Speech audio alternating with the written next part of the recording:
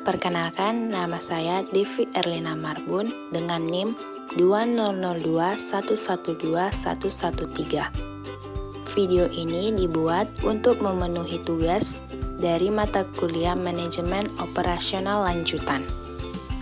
Pada kali ini kita akan membahas mengenai agregat planning atau perencanaan agregat. Pada materi agregat planning ada 5 pokok pembahasan. Yang pertama, planning proses atau proses perencanaan. Yang kedua, agregat planning atau perencanaan agregat. Yang ketiga, agregat planning strategis atau strategi perencanaan agregat. Yang keempat, agregat planning in service atau perencanaan agregat dalam bidang jasa.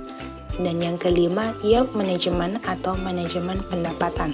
Pertama, planning proses atau proses perencanaan. Perencanaan adalah memastikan sebelum apa yang harus dilakukan dan bagaimana melakukannya. Perencanaan adalah langkah penting yang diambil oleh manajer di semua tingkatan. Dalam perencanaan ada 7 langkah wajar yang dilakukan oleh manajer. Yang pertama, menetapkan tujuan. Tujuan adalah hasil akhir yang ingin dicapai oleh manajemen melalui operasinya. Langkah yang kedua yaitu mengembangkan tempat perencanaan. Perencanaan pada hakikatnya berfokus pada masa depan, dan ada peristiwa-peristiwa tertentu yang diperkirakan akan mempengaruhi pembentukan kebijakan. Langkah yang ketiga yaitu mengidentifikasi tindakan alternatif. Setelah tujuan ditetapkan, asumsi dibuat. Kemudian, langkah selanjutnya adalah bertindak atas perencanaan. Semua alternatif tindakan harus diidentifikasi. Langkah yang keempat yaitu mengevaluasi tindakan alternatif. Setiap alternatif dievaluasi dalam hal biaya yang lebih rendah, risiko yang lebih rendah, dan pengembalian yang lebih tinggi di dalam tempat perencanaan dan dalam ketersediaan modal. Langkah kelima yaitu memilih satu alternatif terbaik. Rencana terbaik merupakan rencana yang paling menguntungkan dan dengan efek negatif yang minimal, diadopsi dan diimplementasikan. Langkah yang keenam menerapkan rencana. Pada langkah ini, manajer mengomunikasikan rencana tersebut kepada karyawan dengan jelas untuk membantu mengubah rencana menjadi tindakan.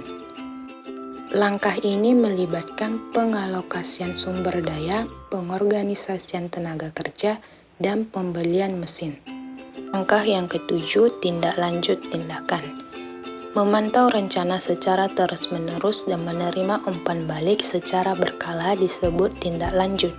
Pemantauan rencana sangat penting untuk memastikan bahwa rencana dilaksanakan sesuai dengan jadwal. Yang kedua, agregat planning atau perencanaan agregat.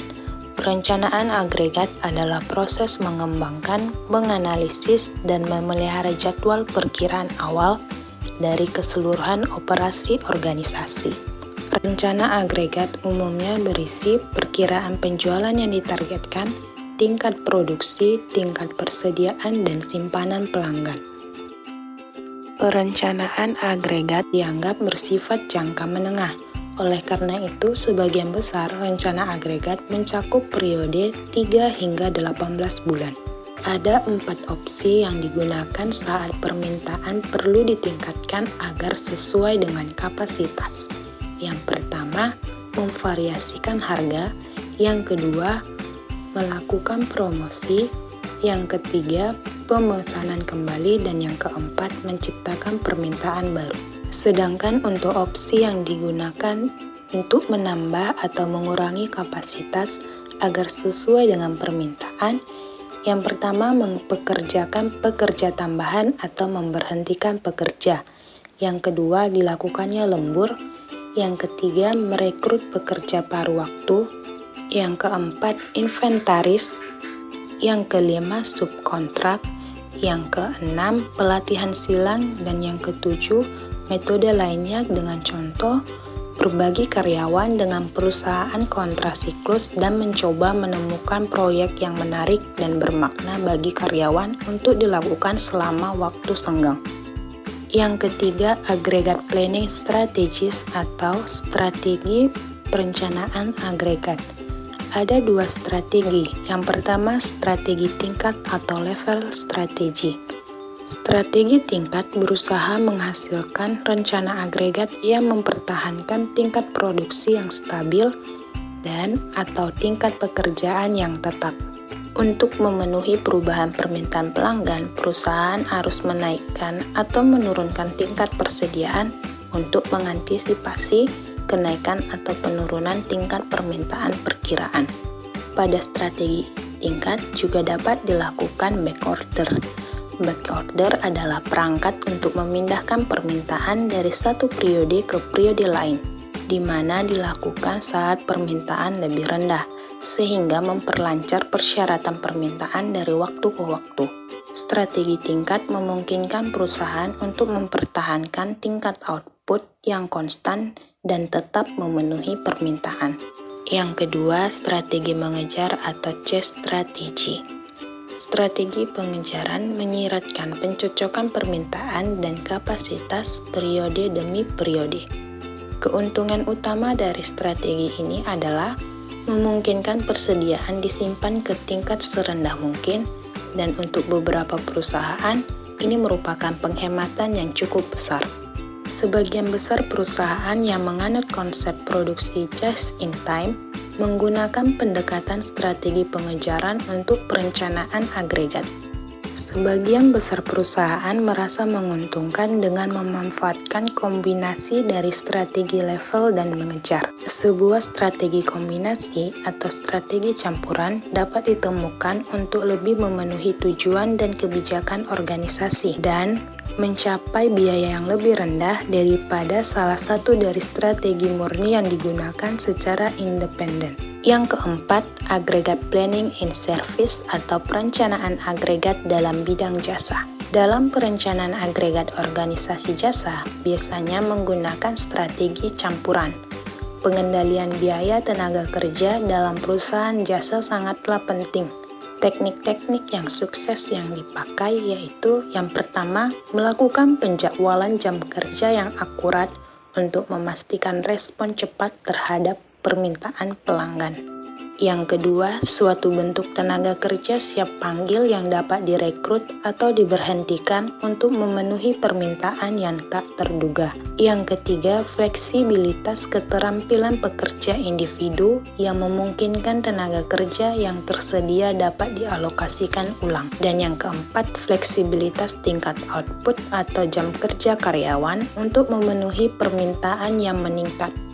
Contoh pelaksanaan dari teknik-teknik sukses tersebut, yang pertama, kelebihan kapasitas yang dimiliki oleh tenaga penjualan rumah dan mobil digunakan untuk melakukan penelitian dan perencanaan. Yang kedua, Departemen Kepolisian dan Pemadam Kebakaran memiliki ketentuan untuk memanggil karyawan yang sedang tidak berdinas dalam keadaan yang sangat darurat. Jika keadaan darurat diperpanjang, maka polisi atau karyawan pemadam kebakaran dapat bekerja lebih lama dalam shift tambahan. Yang ketiga, jika bisnis secara tidak terduga sepi, maka restoran dan toko eceran memulangkan karyawannya lebih awal. Yang keempat, pegawai gudang supermarket bekerja sebagai kasir bila antrian keluar terlalu panjang. Yang kelima, pelayan wanita yang berpengalaman meningkatkan kecepatan dan efisiensi pelayanan ketika banyak pelanggan yang datang. 5 skenario perencanaan agregat dalam bidang jasa. Yang pertama, restoran. Tujuan perencanaan agregat di restoran yaitu untuk memperlancar tingkat produksi, menentukan jumlah tenaga kerja untuk dipekerjakan. Contohnya, di restoran siap saji, periode puncak dan kosongnya dapat diukur dalam 1 jam, serta produknya dapat disimpan setidaknya selama 10 menit. Yang kedua, rumah sakit. Rumah sakit menghadapi permasalahan perencanaan agregat dalam pengalokasian dana, karyawan, dan pasokan untuk memenuhi permintaan pasien. Contohnya, Henry Ford Hospital di Michigan merencanakan kebutuhan kapasitas tempat tidur dan karyawan yang digunakan menggunakan rata-rata bergerak. Perencanaan yang terfokus pada karyawan telah mendorong terciptanya kumpulan staf perawat mengambang yang baru. Yang ketiga, rantai nasional perusahaan jasa kecil. Contoh perusahaan jasa kecil yaitu jasa rumah duka, bengkel mobil, toko fotokopi atau percetakan, dan pusat komputer. Permasalahannya terletak pada perencanaan agregat versus perencanaan mandiri di awal penetapan bisnis. Baik output maupun pembelian direncanakan secara terpusat ketika permintaan dapat dipengaruhi melalui promosi khusus. Pendekatan pada penjadwalan agregat ini sangat menguntungkan karena mengurangi biaya pembelian dan promosi, serta membantu mengelola arus uang secara mandiri. Yang keempat, jasa lain-lain.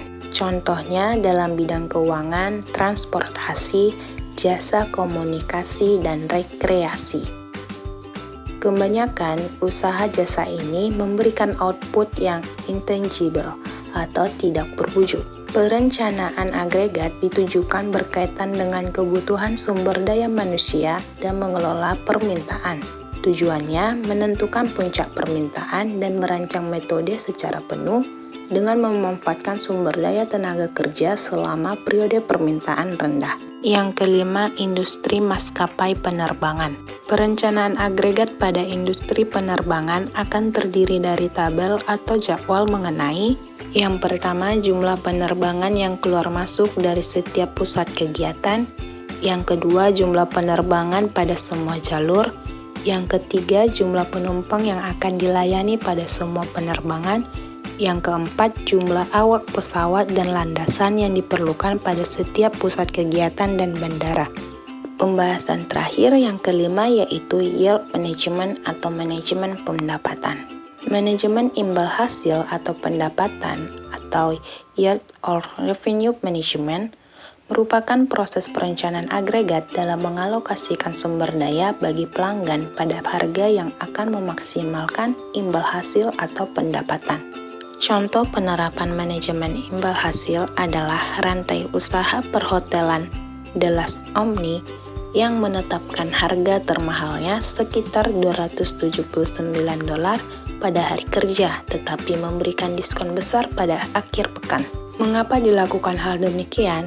Ini berhubungan apabila pada akhir pekan, pengunjung hotel akan meningkat, sehingga untuk menarik jumlah pelanggan ditawarkanlah harga diskon yang tinggi. Contoh lainnya yaitu Hotel Omni di San Antonio, yang mana hotel ini tujuan utamanya yaitu wisatawan. Di hotel ini menawarkan harga lebih rendah bagi konsumennya di hari kerja. Hal ini terjadi karena apabila di hari kerja, maka kunjungan wisatawan akan menurun karena bukan hari libur. Untuk mengantisipasi penurunan keuntungan, maka di hari kerja, Hotel Omni menawarkan harga yang lebih rendah untuk menekankan menurunnya pengunjung di hari kerja. Industri secara tradisional yang berkaitan dengan manajemen pendapatan meliputi hotel, maskapai penerbangan, dan penyewaan mobil. Dapat menerapkan beragam harga bagi produk mereka dan mengendalikan penggunaan atau ketersediaan produk. Contohnya, jumlah kursi pesawat atau kamar hotel di kelas ekonomi. Di sisi lain, gedung bioskop, gelanggang olahraga, atau pusat kesenian kurang memiliki fleksibilitas harga, tetapi masih bisa menggunakan waktu antara siang dan malam dan lokasi seperti orkestra, sisi samping atau balkon yang bisa digunakan untuk mengelola pendapatan. Ada 3 hal permasalahan yang harus bisa dikelola oleh perusahaan agar manajemen pendapatannya berfungsi. Yang pertama, struktur harga majemuk. Berbagai penetapan harga harus dapat diterapkan dan adil kepada pelanggan. Seperti harga kursi kelas VIP di kereta berbeda dengan harga kursi kelas ekonomi, dan tentunya kualitasnya pun berbeda. Yang kedua, ramalan dan jangka waktu penggunaan. Contohnya yang pertama, pada bidang transportasi. Manajer harus bisa mempertimbangkan berapa persediaan kursi kelas ekonomi yang disediakan di akhir pekan dan di hari kerja. Yang kedua, contohnya pada industri baju. Manajer harus bisa mempertimbangkan berapa banyak baju lebaran yang akan diproduksi di hari lebaran dibandingkan di hari biasa. Yang ketiga, perubahan permintaan. Hal ini berarti mengelola penggunaan yang meningkat sejalan dengan lebih banyaknya kapasitas yang terjual. Hal ini juga berarti berurusan dengan permasalahan yang terjadi karena penetapan struktur harga yang mungkin terlihat tidak adil dan logis bagi semua pelanggan. Pada akhirnya, hal ini berarti mengelola persediaan baru seperti kelebihan pemesanan karena ramalan yang tidak tepat. Kesimpulannya yaitu perencanaan agregat adalah upaya untuk menyeimbangkan kapasitas dan permintaan sedemikian rupa sehingga biaya bisa diminimalkan. Rencana agregat merupakan tanggung jawab penting dari seorang manajer operasi dan kunci dari penggunaan sumber daya yang ada secara efisien. Hasil dari rencana agregat adalah jadwal produksi induk yang lebih terperinci dan menjadi dasar untuk melakukan disagregasi penjadwalan terperinci dan sistem MRP. Restoran, maskapai penerbangan, dan hotel adalah sistem jasa yang menggunakan rencana agregat. Sistem jasa tersebut juga memiliki peluang untuk menerapkan manajemen pendapatan. Baiklah, sekian penjelasan materi yang dapat saya sampaikan mengenai agregat planning atau perencanaan agregat. Apabila ada salah kata, saya mohon maaf. Saya pamit undur diri, saya ucapkan terima kasih. Jangan lupa untuk like, komen, dan subscribe ya. See you next time.